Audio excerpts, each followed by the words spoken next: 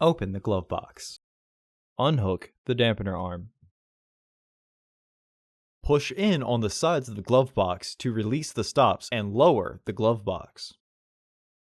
Remove the panel to have access to the air filter housing. Unclip both sides of the housing cover to remove it.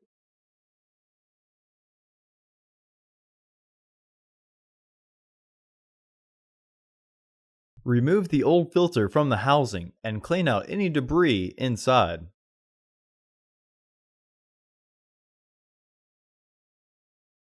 Insert your new filter with its arrow pointing up.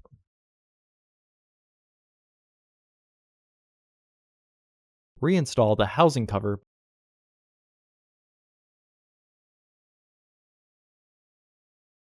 Reclip the panel back into place. Partially close the glove box to re-engage the stops. Hook the dampener arm back onto the glove box. Close the glove box. Order your parts today at filterheads.com. Also, please like our video and subscribe to our channel so you won't miss any new content.